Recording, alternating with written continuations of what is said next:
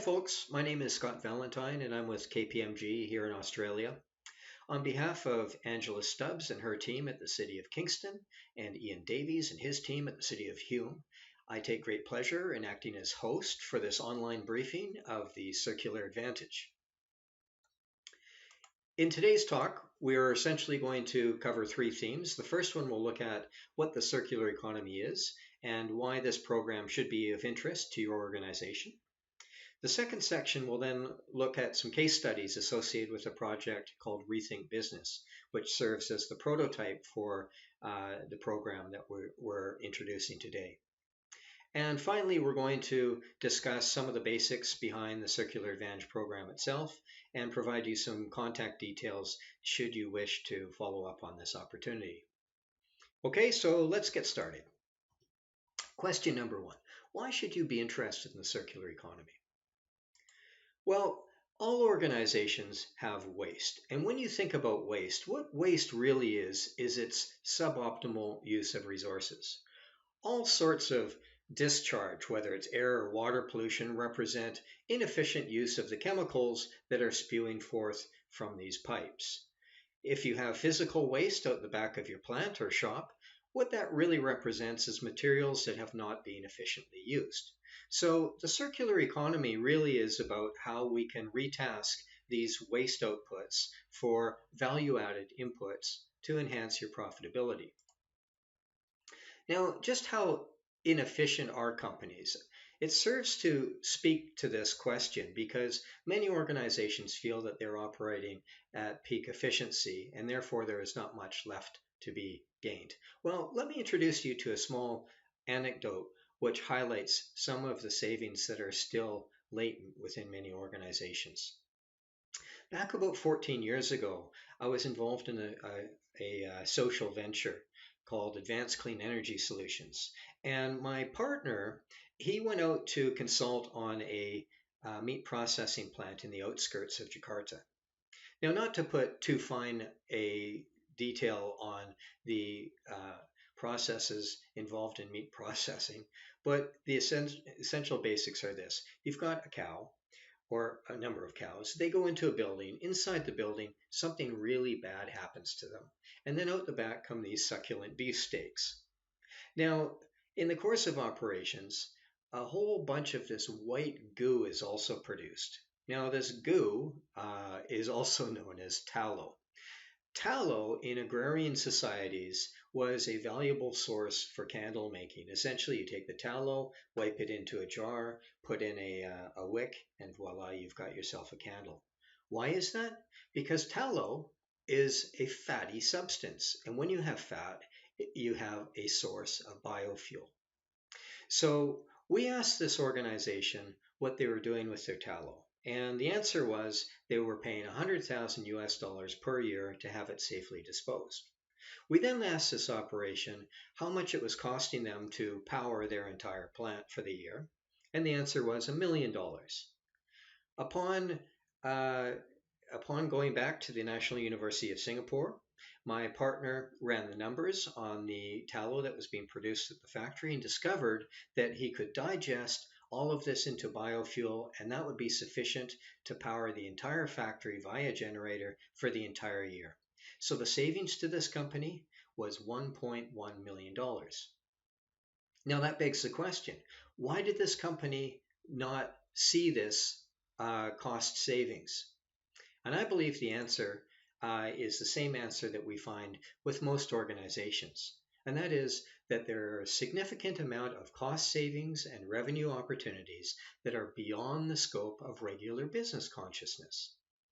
Now think about this. Think about how companies operate. Indeed, think about how your company operates. Most companies are structured into specializations. You've got marketers, salespeople, finance people, HR people, customer service, operations people, etc. Each of these people are tasked with a given set of activities. Now, when we are asking these people to think outside of the box, outside of their narrow limits within their own specializations, that's where the problems occur. And often, that's where the savings or new revenue side enhancements can be discovered. And that, folks, to me is the essence of the circular economy. And I'll talk a little bit through this from a macro perspective. This is the butterfly diagram that was developed by the Ellen MacArthur Foundation to describe the circular economy. And essentially, what's happening here is you've got a number of materials here at the collection point. And these materials, historically, in suboptimal or inefficient operations, wind up being burnt or thrown away. What the circular economy is trying to do is it's trying to take these resources and examine the nature of the resources or the waste itself. If the resource can be simply repaired, then repair strategies are put into place. If the resource can be somehow maintained on a regular basis to extend its life, that's a different strategy that's provided through a different corporate service. If a product can be taken back and either remodified or refurbished, these are other services that can be provided strategically by the organization. The end goal is just simply this. We are trying to take a waste resource and keep it inside the supply chain for as long as possible in order to extract optimal value. That, folks, is the circular economy. And so what we're really concerned with when we talk about business training and the circular economy is what goes on along these loops, because each of these loops represents a series or portfolio of strategies that can be put in place in order to help you enhance the value and profitability of the products that you're using.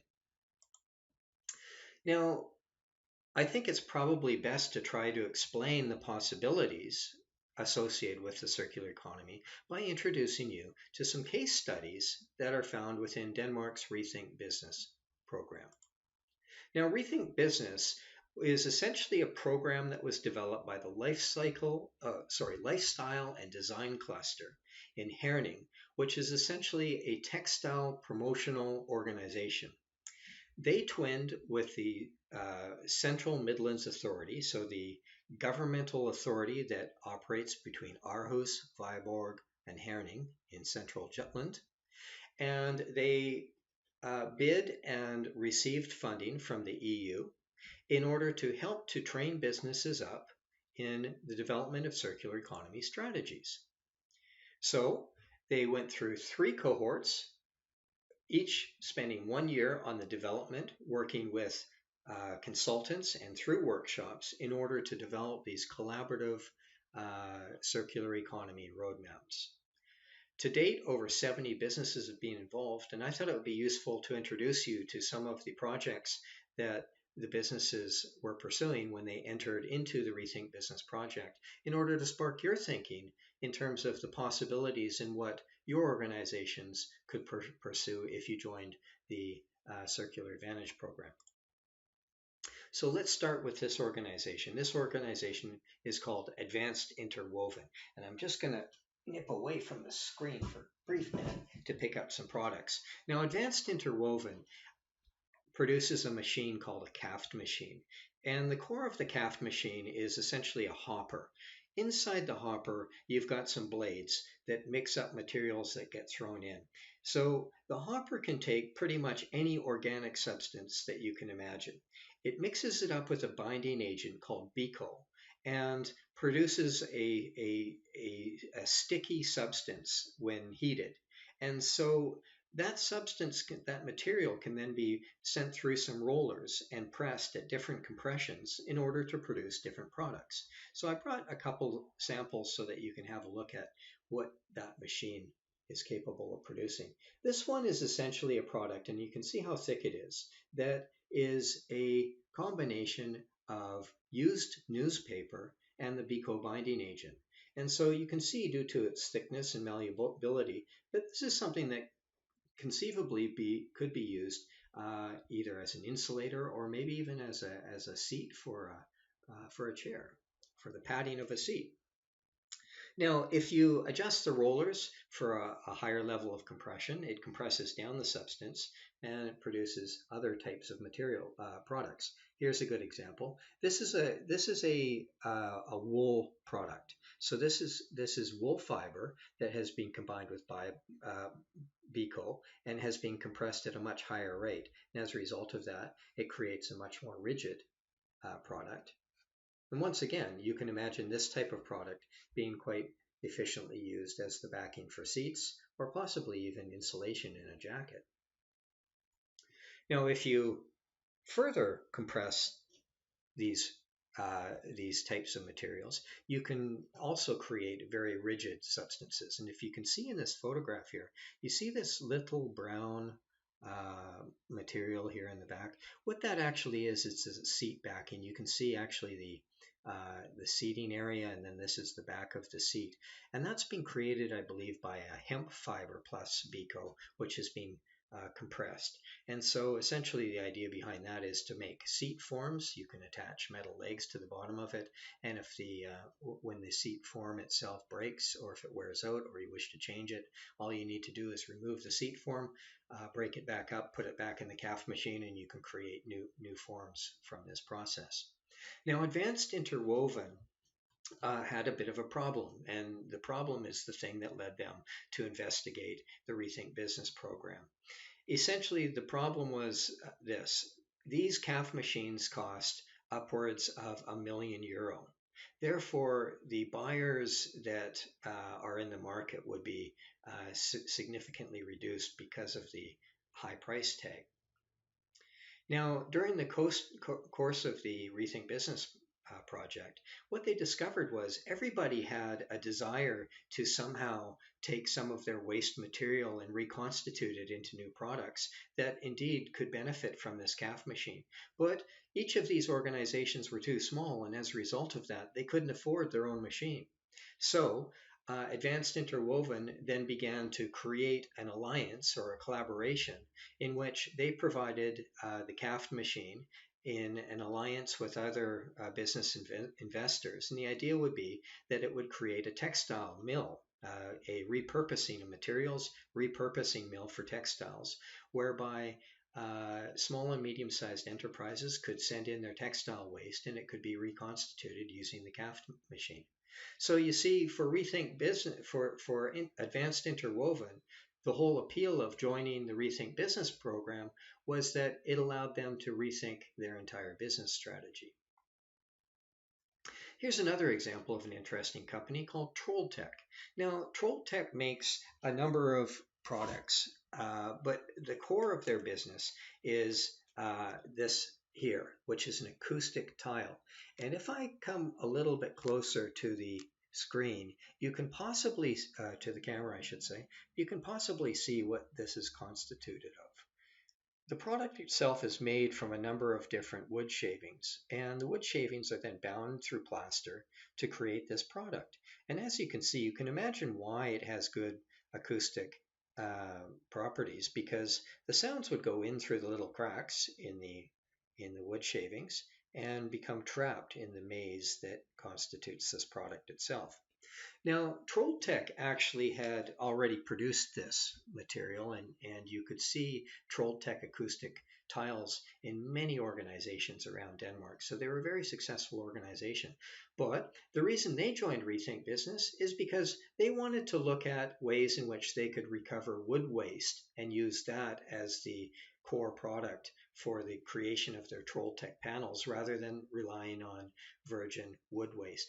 And essentially what this was doing was it was allowing Trolltech to tap into the recycled content business that was increasingly evident in Denmark. For example, many of Denmark's public organizations had recycled content laws, and if you had a product that was made from recycled content, you stood to win the bid for many of the projects that were being put through public bodies. A third organization, Compromont, is also an interesting organization in that they made a slate, and I'll just pick up a sample here. They made a slate tile that would often be found on roofs in many areas. It's quite heavy and it's made of pure slate materials. Now, the great thing about slate is that it wears well, And Compromont was thinking about the future of their company. They wanted to, begin to diversify their product offering, and so they started to think about slate not just in terms of roofing materials, but also rendering on the side of buildings. So they produced this prototype here. The idea behind it is that, as you can see, the backing is essentially an aluminum frame or an aluminum anchor, and the slate is actually attached to the aluminum anchor by one bolt. And the idea behind this is that on the wall of a building, you would attach an aluminum frame. And so then you could just clip these aluminum, uh, the aluminum anchors into the side, creating a very effective slate-like rendering on the side of buildings. Now, Compromont entered into the Rethink Business program because they were looking for a way to make this product more circular in nature. And so, as you can see from the creation, there's just the one bolt. You remove that, the slate material comes off. So if you've got a broken piece of slate, all you need to do is remove this, replace it with a new material, with a new piece, and you can take the old piece and recycle it. So their challenge was exploring cradle to cradle development of a new product line. Finally, and I'll step away from the screen for a minute again, there is this organization called Dansk Wilton. Dansk Wilton makes carpets, and they make terrific carpets. They're typically a wool blend, which is Italian and Scottish wool. And they create products using looms that are over 100 years old. It's a very traditional process, but it creates spectacular products. The problem is when you think about cruise lines and airlines, which constitute the two main product groups for Dansk Wilton, you've got a little bit of a problem because when you create these expensive carpets and lay them down in aisleways, for example, in a cruise line, where does the wear occur? In the center, right? So essentially what you're doing is you're throwing away perfectly good carpet that is closest to the wall because you've got wear in the center of a particular aisle. Dansk Wilton was looking at investigating alternative ways of creating products, and so they decided to investigate the idea of having a modularized carpet. So here's a nice square modular carpet that many of us have seen in many other uses, often in office environments. And so what they were investigating, the Rethink Business project, was how to find a backing. So this backing is PET bottle fiber. The front is made out of wool. And what they were investigating, is there a way that they could find a binding agent, such as glue, that could easily be broken apart at the end of the life so that it would be possible to separate the PET bottle from the wool and effectively recycle this. So there you have it. Those are 4 examples of organizations that got involved in the Rethink Business project for different reasons. You had an organization in Advanced Nonwoven that was looking at a complete new way of approaching sales of their machines. You looked at an organization such as Trolltech that was interested in exploring new recyclable content markets by developing a product extension for their acoustic tiles.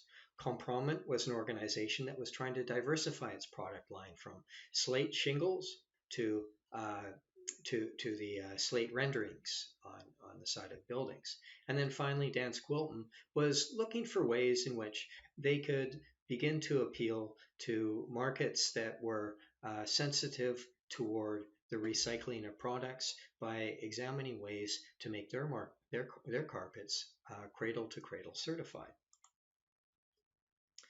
Now that brings us to the circular advantage, because the circular advantage is really all about looking for possibilities, just like we saw with the 4 case study examples from Rethink Business. The goals of the program are really quite simple. We're trying to raise the profile and enhance capacity building in circular economy. And so we're attempting to train by establishing some competency in your organization through your participation in how to create and implement a circular economy strategy. We will be promoting this through video and case studies in order to encourage further development in circular economy in Victoria. We are going to attempt to reward your participation by identifying some short-term cost savings through discussions on how your processes are currently undertaking and, if possible, some site surveys. We'll also be focusing on helping you strategize circular economy by developing these long-term roadmaps, such as you saw with the 4 initiatives in the Rethink Business case studies. And finally, we're aiming to collaborate by bringing together a network. Everybody that's going to be involved in this program will be working collaboratively. We'll be sharing ideas, sharing insights, and sharing thoughts that are outside the scope of our regular business consciousness. And finally, if all of this works successfully, we will establish ourselves in Hume and Kingston as a center of circular economy excellence. And hopefully in the future, we will have companies from all around Australia and the world coming to visit us to learn about how it's being done. The essence of the program is this. It's led by the cities of Hume and Kingston, facilitated by KPMG, myself in particular. It will be a 6 to 7 month project. We'll be commencing in May of 2020 at the latest. And because of the coronavirus chaos that's occurring right now, rather than having workshops, we've decided to deliver this online through a series of modules. But the modules should not be assumed to be some standalone projects that will leave you behind your computer with no support whatsoever. All of this will be extensively collaborative. And so as you're working your way through modules, there are many opportunities to work on projects and to collaborate with other business leaders. Finally, the program itself will be heavily subsidized. And so I ask you to please consult with Ian Davies at Hume or Angela Stubbs at Kingston for further cost information, and we will provide the information on their contact details in the next slide.